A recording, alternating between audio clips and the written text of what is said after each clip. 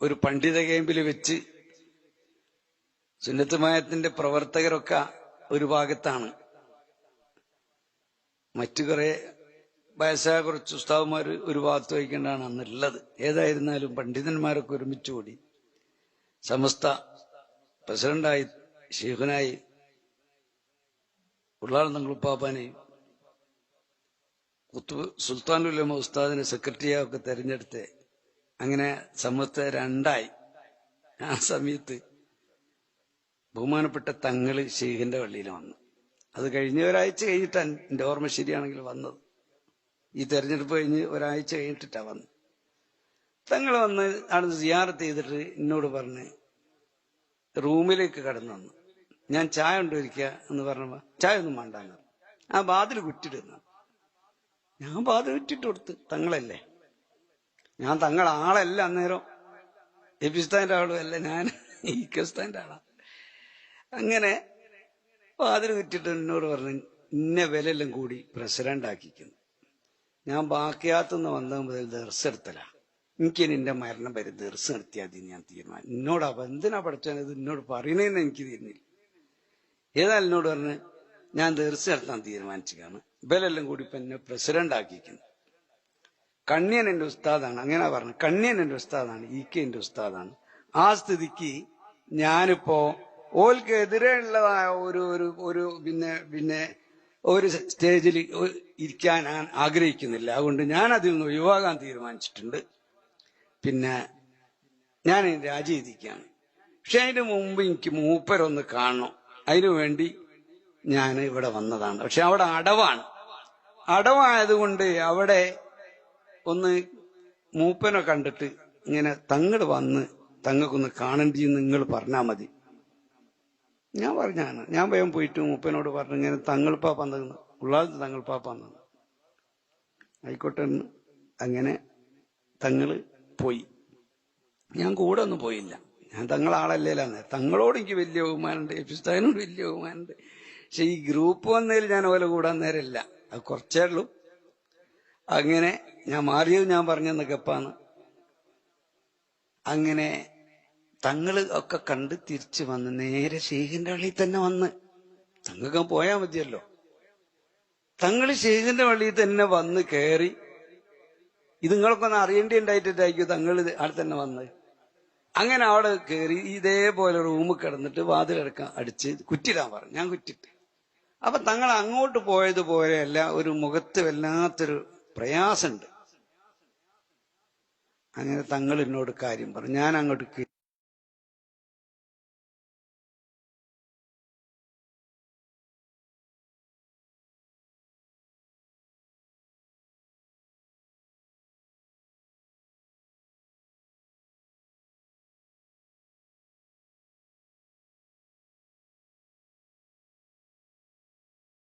കയറി സലാം പറഞ്ഞ ഉടനെ, നിങ്ങളെ പണി വാത് പറയലാണ്, നിങ്ങളെ പണി ദർസ് നടത്തലാണെന്നൊക്കെ ഉമ്മറുല്ലാരോട് പറഞ്ഞു തരണോ.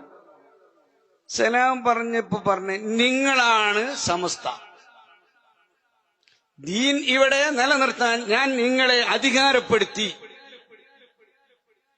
ഈ വാക്കാണ് അവരെ ആദ്യം തന്നെ പറഞ്ഞു. തങ്ങൾ എന്നോട് പറഞ്ഞത് ഷെയ്ഖിന്റെ പള്ളിന്നാ പറഞ്ഞത്.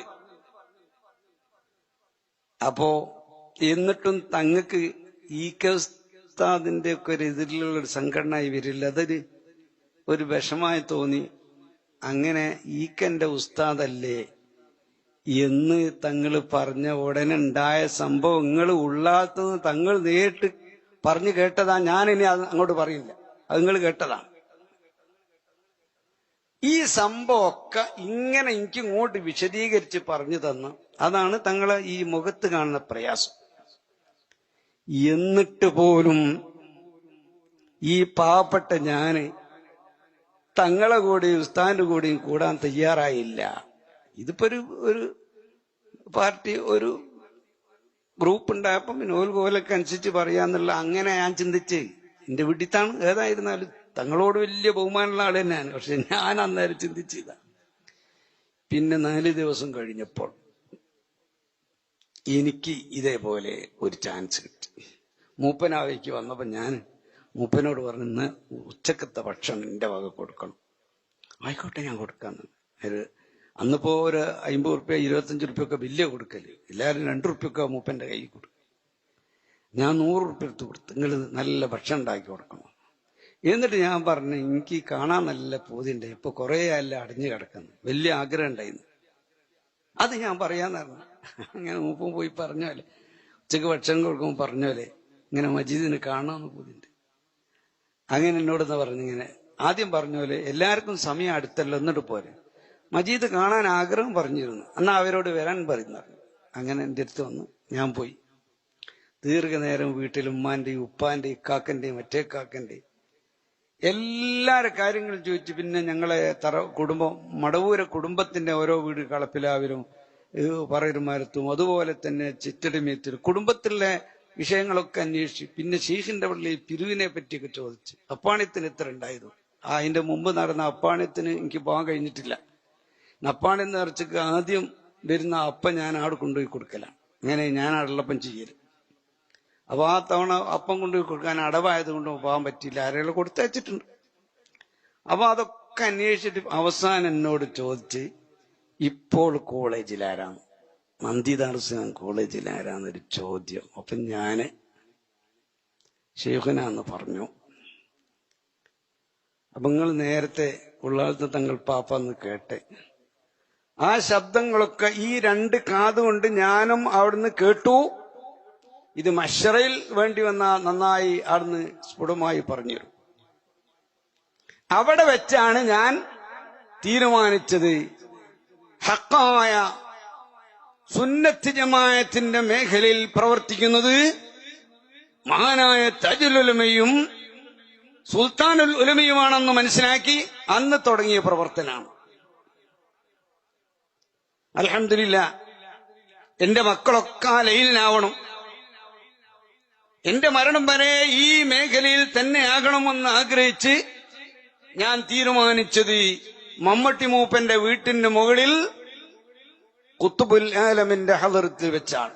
ഇതുവരെ അങ്ങനെ തൗഫീഖ് കിട്ടി. ഈ രൂപത്തിൽ തന്നെ ഈ മഹാന്മാരുടെ പിന്നിൽ അണിനിരന്നുകൊണ്ട് ഉള്ള ഈ പ്രവർത്തനത്തിനായി മരിക്കാൻ തൗഫീഖ് കിട്ടാൻ നിങ്ങളോട് വസിയത്ത് ചെയ്തുകൊണ്ട് ഞാനിപ്പോ ഇവിടെ അവസാനിപ്പിക്കുകയാണ്.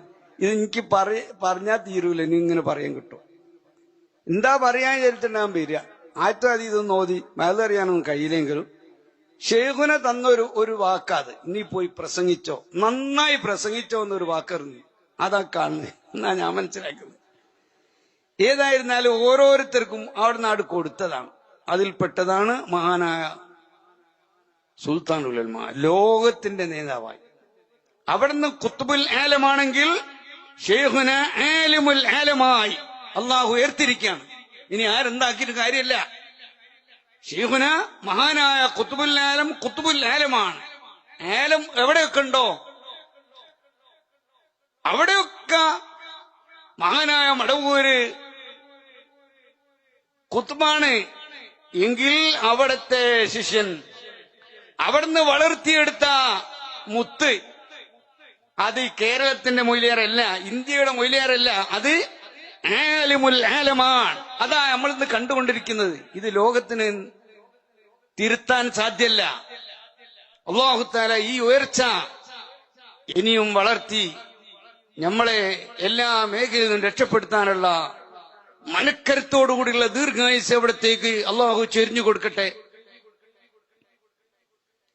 ഇന്ന് സുന്നത്ത് ജമാഅത്തിന്റെ ആലിമീങ്ങൾക്ക് എന്നല്ല, ഇന്ന് ലോകത്ത് ജീവിക്കുന്ന എല്ലാ മനുഷ്യർക്കും ജീവികൾക്കും അത്താണിയായി ഉയർന്നത് മഹാനായ സുൽത്താനുൽ ഉലമയാണ്. ഇത് അവിടുന്ന് ഉയർത്തിയതാണ്.